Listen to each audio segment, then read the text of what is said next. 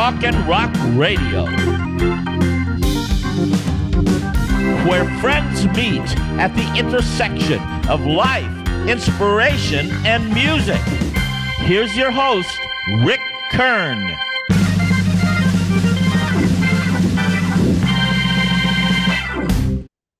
Hi, everyone. Welcome to Talk and Rock Radio. For those of you that have followed my show, you understand my passion for remembering the artists and preserving their history. It was a little over a year ago when I was scheduled to do an episode with one of my guests today. We were going to be talking about his music career and his up-and-coming tour with the legendary David Crosby. The day before our show, and it was January 18th last year, we received the shocking news the day before that show that David had passed. I asked my guest, I said, should we continue doing the show? He said to me, this is more important now that we do the interview. Well, back with me today from Los Angeles, California is guitarist and vocalist Steve Postell. And from Santa Fe, New Mexico is David Crosby's son, James Raymond. Hi, guys. How's it going today? Good. How are you? Doing fine, man. Well, things are good up in God's country there in Santa Fe. Yes, sir. We need to get up in that area here pretty soon and do a visit. Yeah, come visit. What I thought we'd do, guys, I want to jump back to the early years of 1968. That was kind of a special year for me because that was the year I graduated from high school, and then I had a band that was playing some really pretty cool covers, but the one amount of covers that I really enjoyed doing was this new group that was formed called Crosby, Stills, and Nash. And we did quite a few of their songs. And what I want to do is not talk so much about the history of Crosby, Stills, Nash, and Young, because that's already been done. There's a lot of good information out there, and for those of you that don't know that history, I recommend you go to Google and hit Wikipedia for Crosby, Stills, Nash, and Young, and you can find all the great information of their history. But what I want to do particularly is I want to visit with you guys about your memories and experiences of working with David Crosby. So first off, I'm going to jump right in here and ask you, James, what are some of the earliest memories that you have of your dad and his music? So, I didn't grow up like listening to Crosby, Stills, and Nash or Cros. So my first contact with his music was when I found out he was my biological dad, my birth father. And so then I kind of went on a bit of a musical roots trip, and listened to his music and dug a lot of it, and so yeah, that was like my first exposure, like finding out he was my biological dad, like, oh, I should probably delve into this a little bit because growing up I kind of missed that whole era. I was more into different kind of music, honestly. So I wasn't that familiar with. I heard them on the radio, obviously, because I was glued to the radio as a kid. So I knew the songs from like the hits, of CSN. But I didn't know Crosby's music at all, really, until we met. I'm going to ask you, Steve.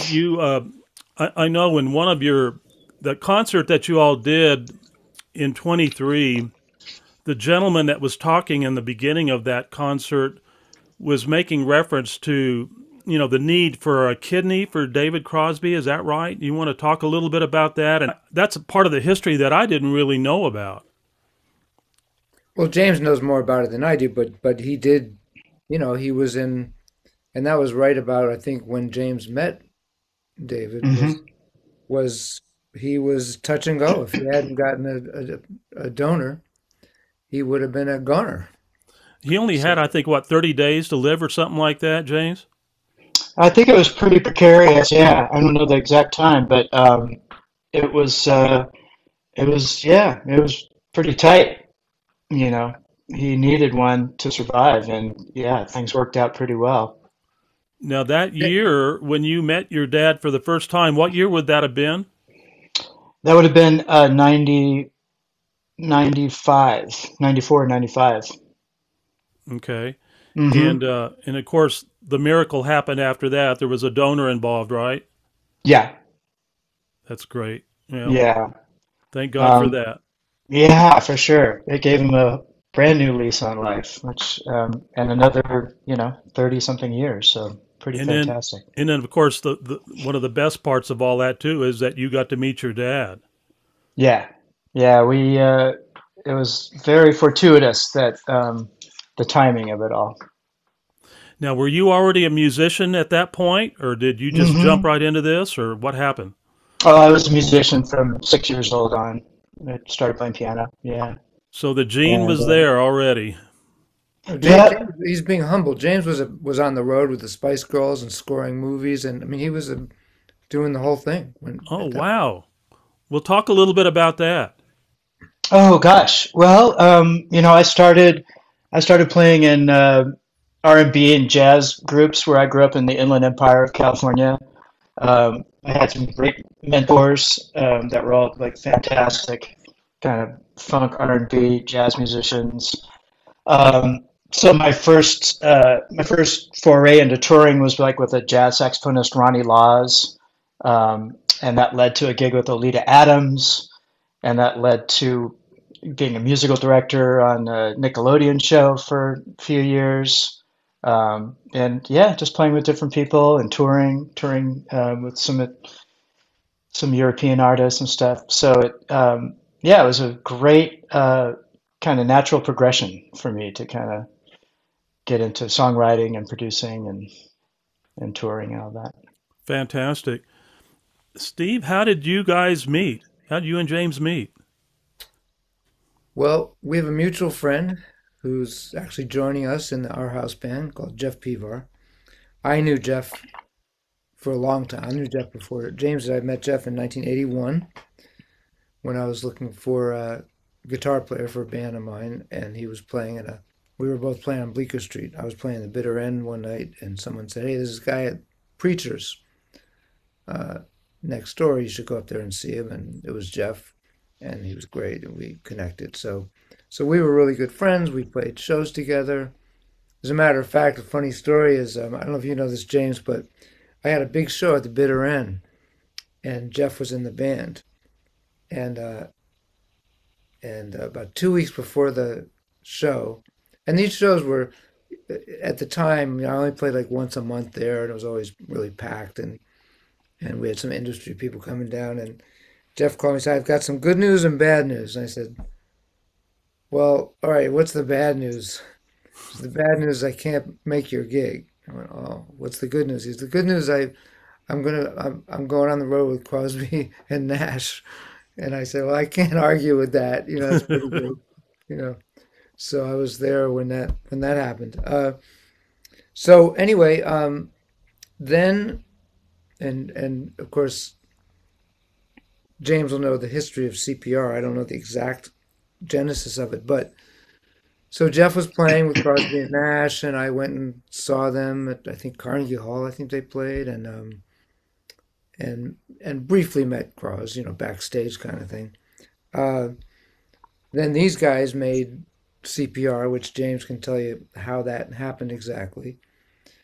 And then I had a band called Little Blue that was in actually before that. I'll back up. I think that James, the first time I met you was when you and Cros needed a studio in the Hmm. city. Before we did that, and I had a nice little studio similar to what I have here, and they needed a place to work some stuff out. And Jeff said, "Well, call Steve." So that's when I met them. And That's then right. subsequently, I had this idea like that my band Little Blue was going to play the Wheeler Opera House, this beautiful theater in Aspen. And I said, "Why don't we see if CPR wants to come in and we'll open for them, and then we can all play together." And that's the first time we played together. Yeah, it was a James, fun day. ironically, that was the next thing I was going to ask you, James, is the beginning of CPR. I think that was in '97, right? That's right. Yeah. You want to talk a little bit about how that group came together, together with you and Jeff and your Oh, dad? Yeah, sure. You know, Cross and I started hanging out and playing music together, and I would go up to his house and learn his music. You know, start kind of playing. And he one day just said, "You know, I've got this guy, this guitar player. You guys have to meet. I have an idea for the three of us to be in a band together." And I thought, "Oh, that's cool," you know, and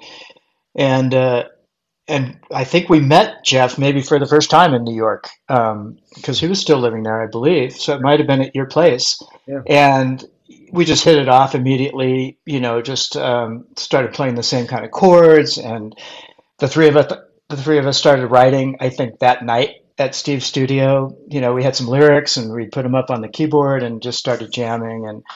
And Cross was really excited by it, and he's like, we gotta do this. You know, we're gonna form a band, CPR." And so he put together a tour on the West Coast that was really fun, just kind of up and down the coast, up into Pacific Northwest and Central California and everything.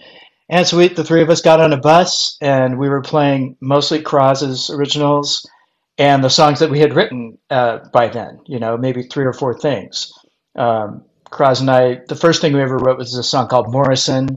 Not long after we first met, he just gave me some lyrics, and I came up with some music, and he was really happy with it. So we had a few originals, and we did that tour and had a blast.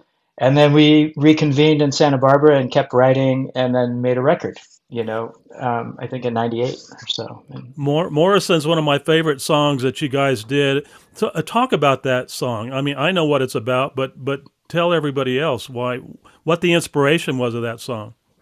Oh, you know, I think Crosby had a beef with Jim Morrison, and didn't like him, but he wrote a song about that, and which I thought was weird, like that it was a song kind of slagging Jim Morrison, but they're really good lyrics. And you know, once I connected with his point of view of how tortured he was, and he understood him, you know, then I kind of, that led to me musically kind of finding my way, you know, to give him a track and a melody that might work for him.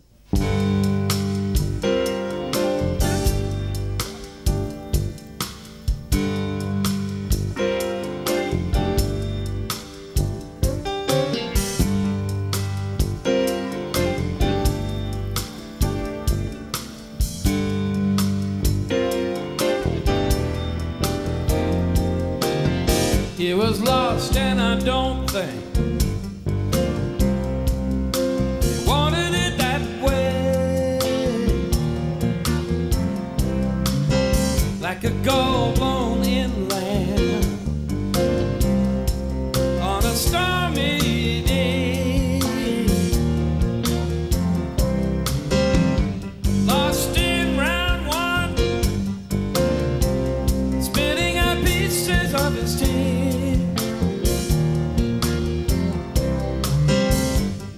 In a Paris graveyard, carrying his own ring.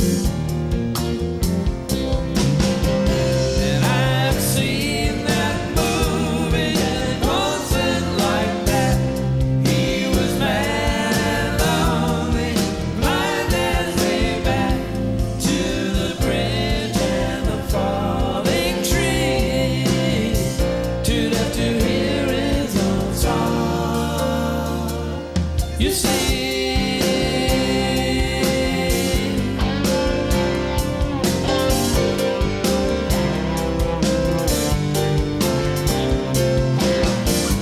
how does anyone get to there? We may never know how they got that far.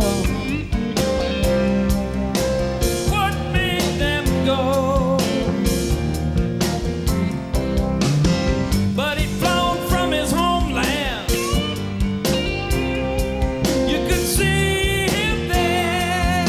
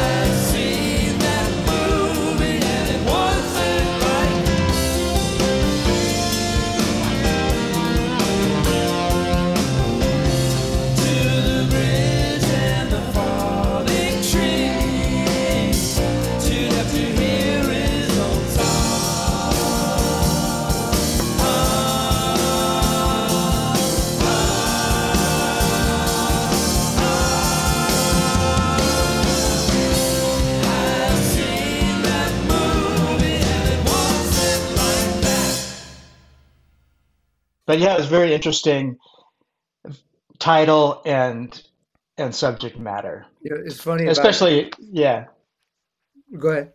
Oh no, just for us for that to be our first collaboration, it was like, oh wow, you know, our first song is going to be like talking shit about Jim Morrison.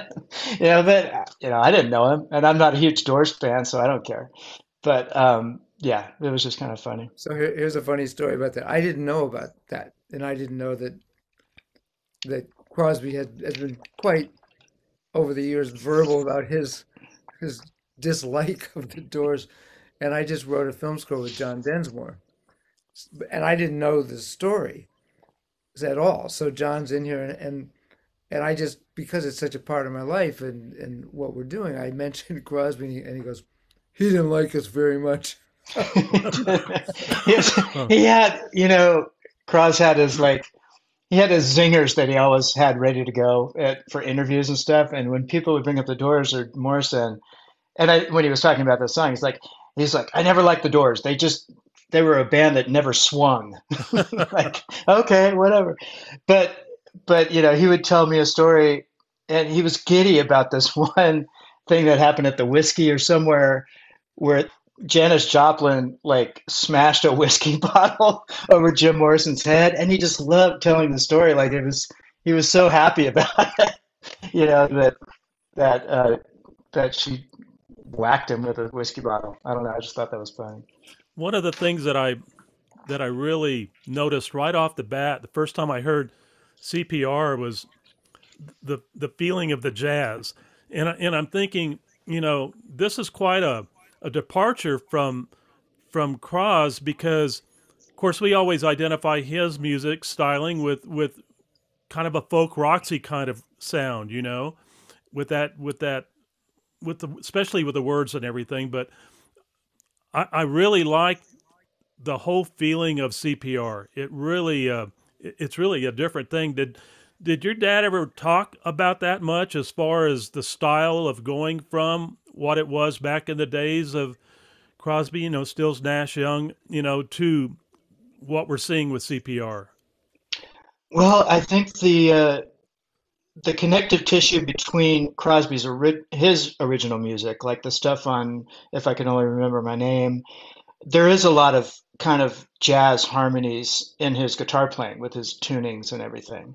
So it's more of a direct line, I think, from his original, his style with his solo work, not so much the CSN stuff, but his solo work, he would detune to get at these jazz chords.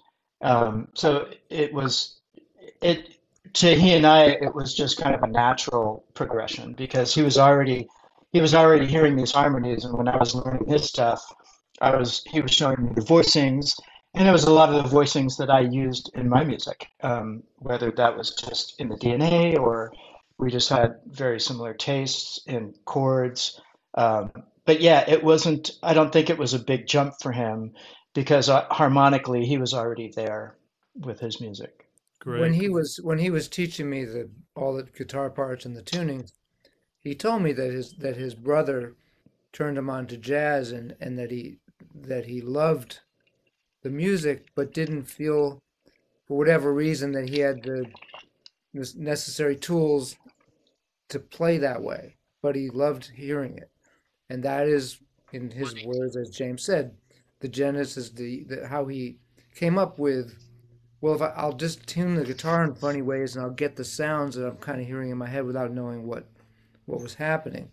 Yeah. And he also had told me that at different times that's why one of the things of finding James as a partner was that James knows that vocabulary. So finally David had access to a vocabulary that he loved and that he knew intuitively, but not in any kind of to articulate in a theoretical way. So that's why I think the music naturally went a way that he loved and wanted it to go, and James was a facilitator in that. Oh, that's cool. Steve, when was the first experience of you two guys playing together with Dave? I think, if I'm not mistaken, yes, I do remember.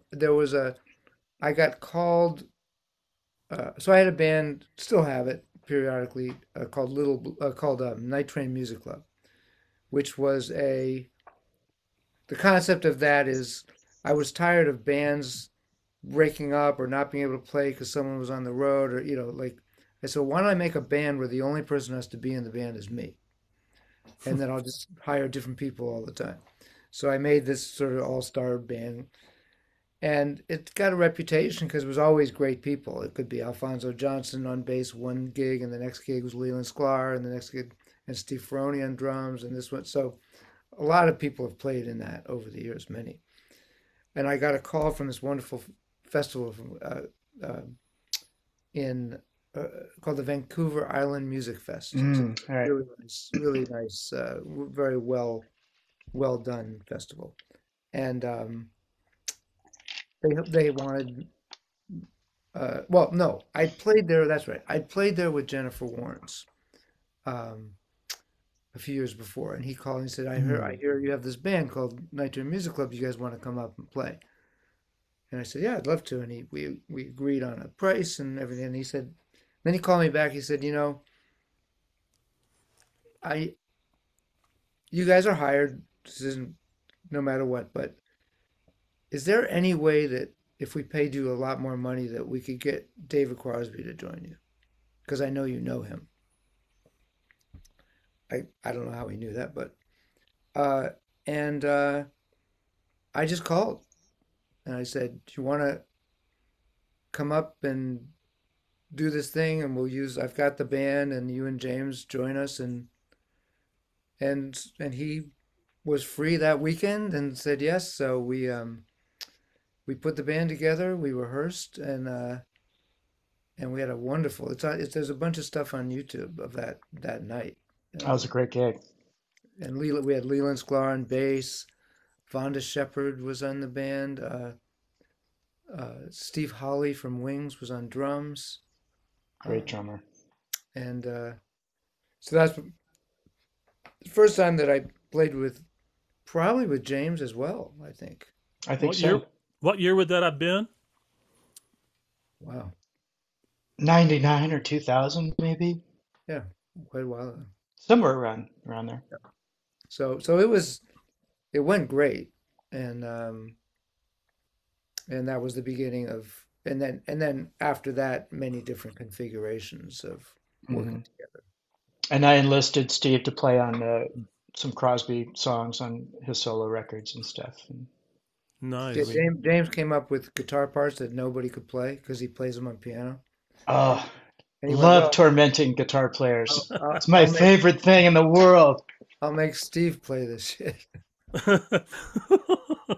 Yeah, Steve got in there, man, and got it. Good for him, man. Well, he's obviously good enough, man, because he's played with so many great people, and I mean, immediate family, man. They just don't get much better than that. So I'm really proud to know all these guys. I've done interviews with, I think, 2 or 3 of you guys already, but I want to talk a little bit about the immediate family musicians that actually played with Cros. I'm trying to remember who all was there. Cooch and Waddy, yeah. Me and James, and then we had Jimmy Paxson on drums.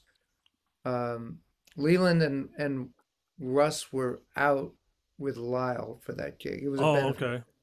Yeah. So that was at the Ace Theater, and James played, and we did a little acoustic set, and then we brought the guys out.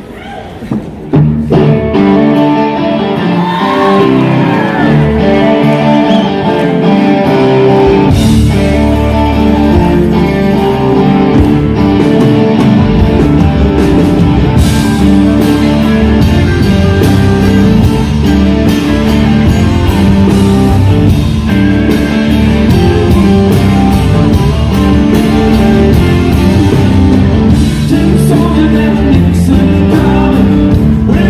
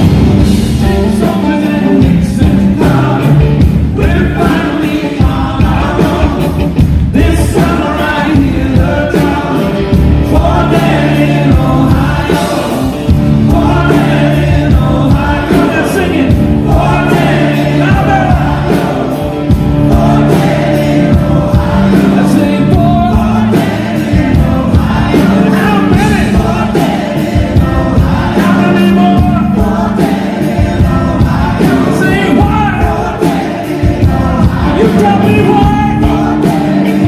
I wanna know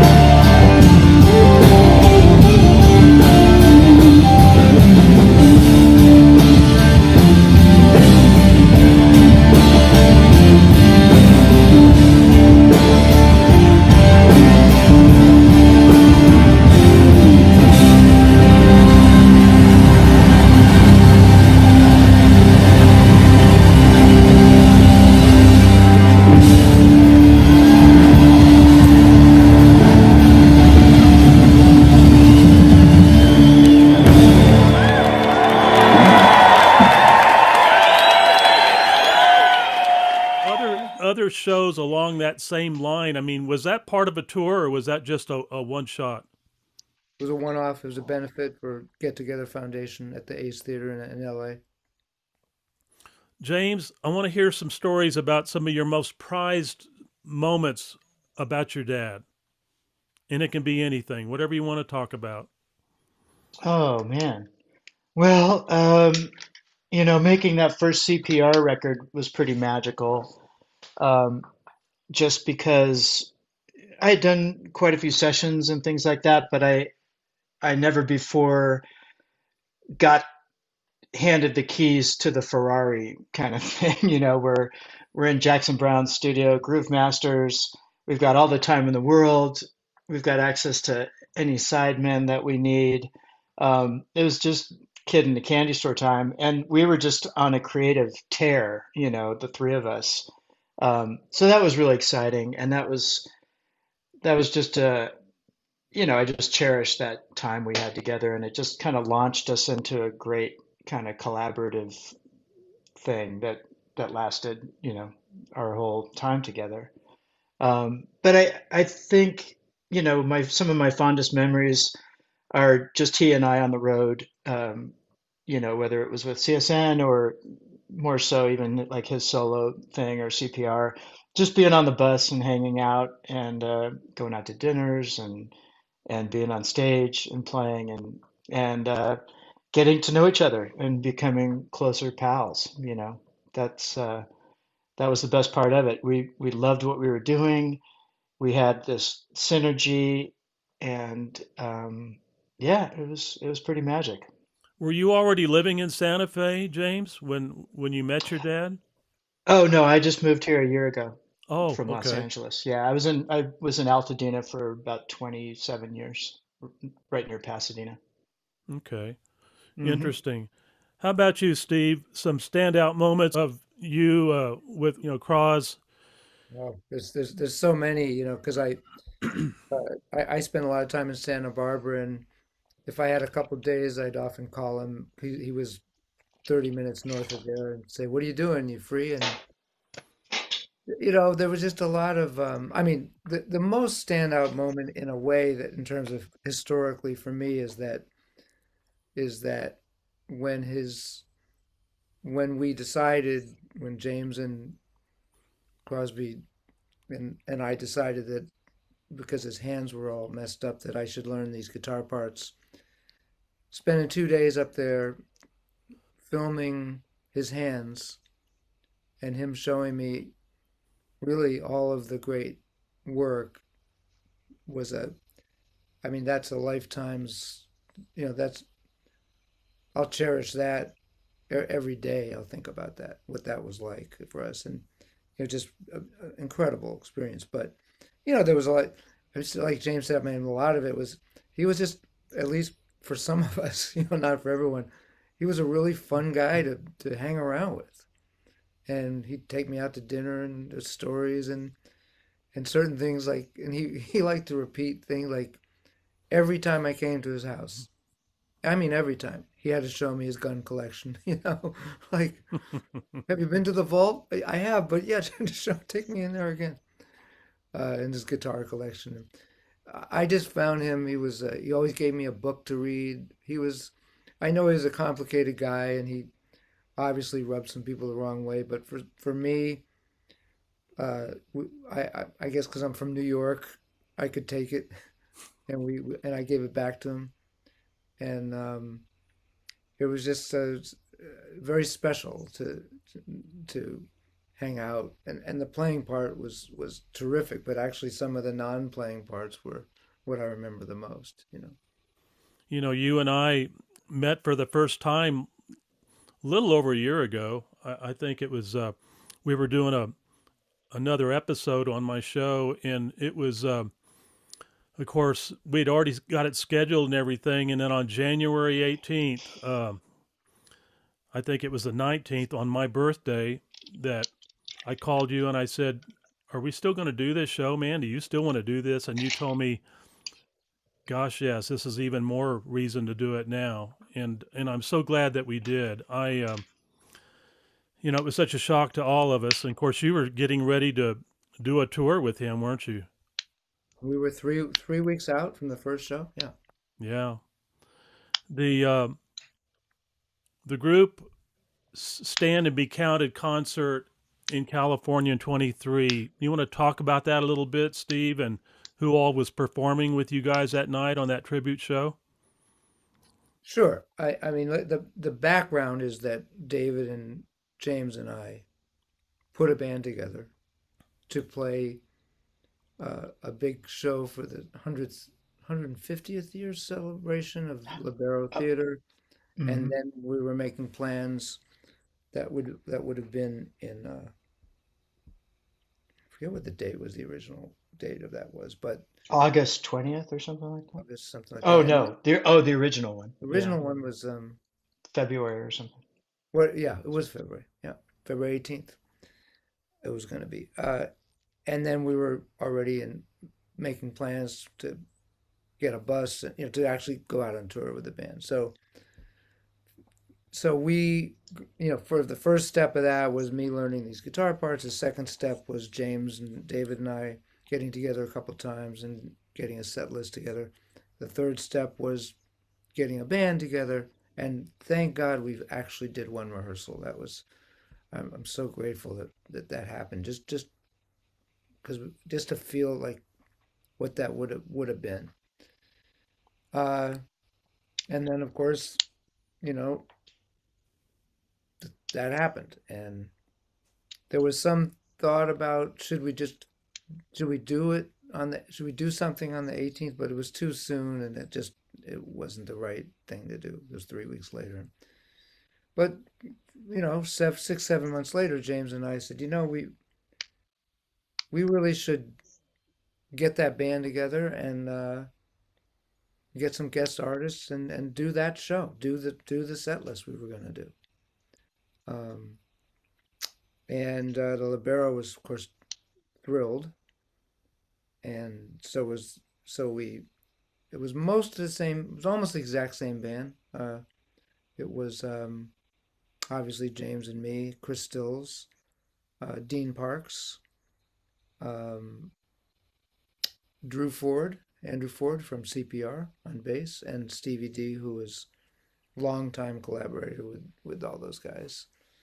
And then we got Sean Colvin, Colin Hay, Richard Page, Nathaniel McEwen, Gracie Raymond, James's daughter, David's granddaughter,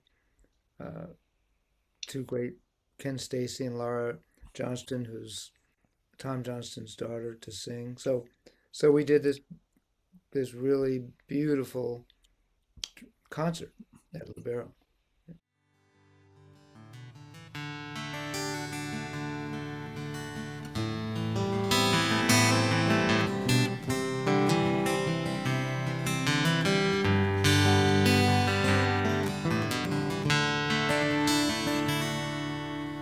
Helplessly hoping her harlequin hovers nearby, waiting a word.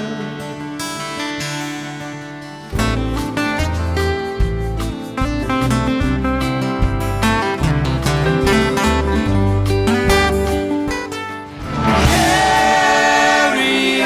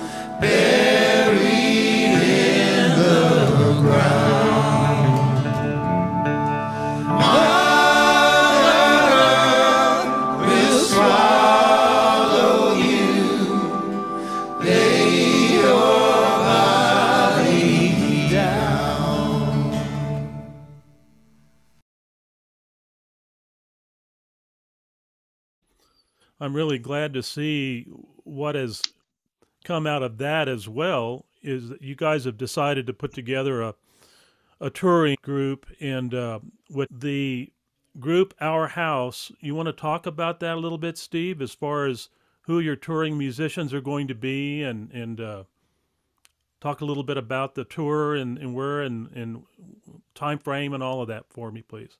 Well, I'll let James talk about. Some of them are people well, we're all friends now, except one of the people I haven't met. But James has a connection. Well, one of the things that James and I have thrown around the idea of, this is such a beautiful thing. We have such a connection to music. And right away, I got interest from people. So did James. Like, you guys should do this. And I mean, I won't mention big agency reached out. So we knew there was a value in it. But it had to be right for us. So one of the things I'm very happy about is that if this band doesn't sound good singing, if this music, I should say, don't do it. It's like that was, of all the things that they did, that was the most defining feature. And so the last person we got, and that slot was tough because it had to be someone who. Here, I'll say this, and I'll let James talk about the other people. One of the things that was very different about CSN&Y than almost any other vocal band ever, I guess except the Beatles, is that all four guys were individual artists whose voice, the actual quality and presentation of voice, stood completely on its own as something special. And then they got together. So it wasn't a lead singer. You know, there's a lot of bands that have a lot of great singers. Doobie Brothers, a lot of great singers. But four people who were that defining as artists. So I felt that if we didn't have that, if we just got a background singer to sing one of the parts, it's not that. So anyway, at the final hour, a friend of mine named Tara Coney said, "Hey, what about this guy Chris Pierce, who opened for Neil Young last year?" And I listened to him. He's just a beautiful singer, artist, but an artist. And he was the last piece of the pie. So now we have that. So the rest of the band were, I guess. Well, James, you talk about the other folks, and most of them were in. Well, everyone except one person played with some version of Crosby or Crosby Nash or Crosby, Stills and Nash. So tell Rick who else is in the band. Oh, so Michelle Willis, who was in the Crosby band with me, fantastic singer-songwriter, who I just love to pieces, and yeah, she just brings so much musicality and everything to the proceedings. And Steve DeStanislaw, of course, my favorite drummer in the world, who was in CPR. Jeff Pivar, who was in CPR, great guitar player and our pal. Like, we wouldn't want to do it without him, really. And a friend of mine that I've known for years and years, named Eli Thompson, who plays bass with Father John Misty. And let's see, yeah, and Chris. Who am I leaving out? I think that's kind of it. That's our band. That's it. Yeah, yeah. Where's everybody located, and how hard is it for you guys to get together to rehearse and everything? It's going to be tricky. Yeah, I mean, we've got everybody knows the material, so that's very helpful. But you know, Michelle is now living in Scotland. Eli's in the Pacific Northwest. Stevie is in Southern California. Jeff is in the Pacific Northwest. You know, I'm in Santa Fe. So we're all going to convene in Los Angeles for a few days, and we'll put it together. Will you be at a studio there? Are you going to be at your studio, Steve, or where are you going to rehearse? No, we're going to rehearse at Mates, which is just we need a big space so we can get a sense of where everyone's going to be situated. You know, these days, as We we have to work do. out the pyrotechnics Yeah, and exactly. all Where that stuff. the flames go. Um, we're gonna, with the internet and Zoom, and we can do literally 70% of the work from remotely Yeah. of the pre-production, and then we'll get together to really refine it. When I toured on the road, it was nothing like what you guys do now because you guys have people running in front of the house. You got people taking care of driving the bus, taking care of the lodging, all of that. We didn't have that. We had to do it all ourselves back in the 70s. But uh, something that I'm interested in knowing about is that in the part of putting together a tour like this, are you guys going to be using a lot of your own stage hands, to set up the back, the back line and everything? Or are you all going to, how is all that going to work? Run me through the whole thing from everything from getting there to, your day of getting ready for the show that night. Well, we have our own crew, our own front of house, monitor, tour manager, stage. I mean, every theater has stage hands Yeah. who can meet you at the truck and schlep. But we're fortunate. The way it worked out is that the company that's putting this together has done a lot of this kind. They do the Gilmore project, and there's a Peter Gabriel project, and there's a Beatles project, and I Jefferson think Starship. Jeff did Jazz is Dead with Dad is Dead, this exactly. promoter. Yeah. So this kind of an all-encompassing company that takes care of a lot of that, and so we don't have to do it. I mean, yeah, there's all different levels of these things. I mean, immediate family. We travel. It's a five-piece band. We travel with three people, but we don't travel with front of house. We are going to in this project because this is you have six people singing, and just that alone, you need someone who knows the show to Hmm. do that. And Exactly. Yeah. but yeah, it's going to be. I mean, there's this guy he's got it down where he can fly 21 pieces of luggage. He's like got 2 million miles. He's in the super duper club, and because we have keyboards and guitars, and between Jeff and I alone, I think we have 9 guitars that are going on this tour, and so there's And a this lot of is, I was going to say, this is Michael Gaiman we're talking about, who's our partner in this so tour. there's a lot of logistics, and but which we are involved in, but James and I, our job is mostly make sure it sounds really good. Will some of you guys be flying and the others on the bus, or how's that going to work out? We all fly into an area, and then it's routed so that in that area we get transportation, and we go from place to place, and then we fly to another area, and we do it like that. So try to route it so that you can play 4 or 5 shows in some part of the country, some geographical, you know, part of the country, and bubble, and then fly to another place. Speaking of that, where's the tour going to take you guys? Where are you going to concentrate? What part of the country? We're doing a short run in California. Okay. We're doing Libero and Santa Barbara, and then a couple shows in Napa. Hmm. Then I think we go to the Midwest, Chicago, and some stuff over there. Then, Yep.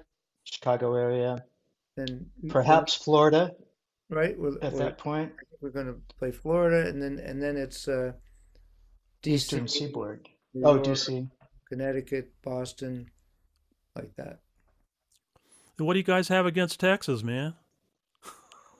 Oh, yeah, I would like to play my hometown here too. I think that's in the works for another leg at some point. Colorado, Texas, Right. New We're going Mexico. to do exactly that. Yeah. That's being, this was done very last minute in a way, because the summer was approaching, So I think as we took what we could, they're now working on Europe, and then Canada wants us. I just found out, and then so the plan is to, if it goes well, no reason to stop. Sounds great. Where's your hometown, James? Santa Fe, New Mexico. Oh, okay. Oh, you said when I was talking about Texas, you said I want to go to my hometown, so I couldn't Oh, remember. I have a lot of family down in San Antonio. Oh, okay, cool. Yeah, Well, my folks are there now, and my sister. And yeah. both of our kids live in Austin, and so and they're both involved in the music industry. Our son works with Getty Images, and our daughter's a cellist and has done a lot of studio work and been in bands. Um, there's always a Moody Theater there for you guys in Austin. That'd be a beautiful venue for you guys to do a show like that. Sure. It's a big theater, so well, I want to thank you guys for doing this show with me today. It's what you're doing to honor your dad, James, and the music of one of the most iconic groups in our lifetime. It's a beautiful thing, and I want to thank you for bringing some of these thoughts to the forefront here. It was really great to hear some of the stories and everything you guys had to share. I want to ask you if there's any closing thoughts or anything that you'd like to share, James. Oh, no, it's a pleasure being with you, and I'll let Steve handle that Well, closing thought uh, portion. the to find out schedule at this point, there's a Facebook page called Our House Music Tour, and that's where the at this, and there'll be more. There'll be a website and so on. Again, this has all happened really fast, so uh, you know, I'm thrilled because the to finally have, James and I have done a lot of duo gigs and played in different stuff together. I've played on his stuff, he's played on mine, but we haven't been on a tour. So when David put this together, it was just really exciting. And same with David. I played with David in different ways in the studio and lot. We were going to go on tour. It's a different thing, and really, and aside from the personal loss, which of course was more dramatic for James, but for a lot of us, I mean, David was a big figure in my life, just sort of a dad to me in some ways, in the way he kind of we kind of picked on each other the way my dad and I did. It was just a big loss. And then to not play this music that I'd learned, that was so special. So I commend James and I for going, you know what? Let's stick with this, and we both wanted it, and it's happening, and we get to again honor these memories and this music that we know really well. Like like I mean, James and Stevie and Jeff, they've played this music for years. There's nobody else except the actual guys who know this music. Actually, I'd say at this point they know the music better than the guys in the band. I mean, we were, you know, saying, "No, David, that's not how it goes. It goes like this." Uh, so I'm just very, I'm excited. And I can't wait. I love these are my friends and get to hang out and have breakfast in some weird town in some little diner, and at night go play. We just love playing music, and we get to play music that means something, that really means something to us. We're also going to do I should mention, we're also doing a stripped down version of it called Our House Acoustic, and that'll really start in the fall, which is pretty much going to usually be me and James and Jeff and Chris Pierce. And what will be different about that is that we'll do this material, but we'll also do original material as well. And I'm looking forward to offshooting this project into that and doing that as well. So I'm glad it's happening. Me too. God bless you guys. Stay safe. And in closing, James, if you could have your dad back to perform one more time, what song would he be singing? I would say Deja Vu. Mm. Yeah. That makes sense. Great. Yep. All right, guys. This feels like deja vu all over again.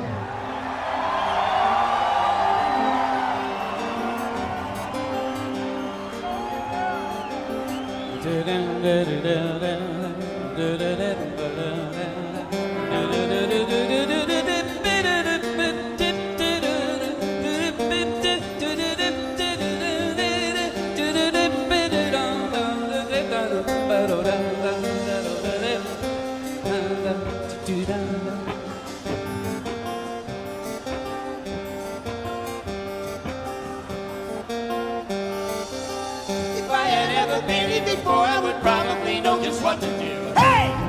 Don't you? If I had ever been here before, another time around the world, I would probably know just what to deal. With all of you.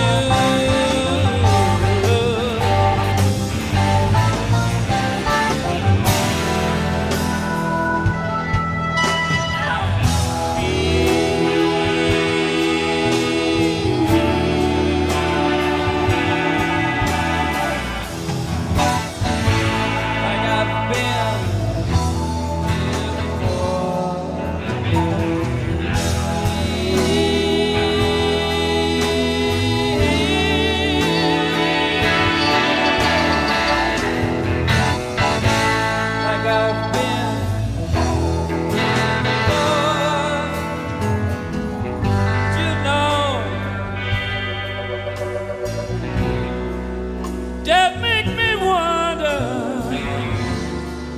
what's going on.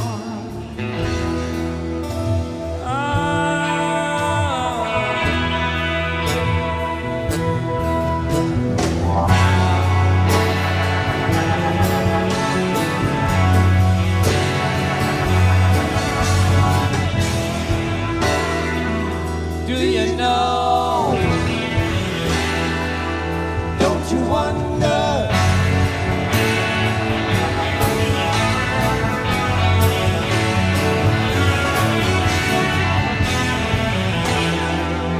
What's going on?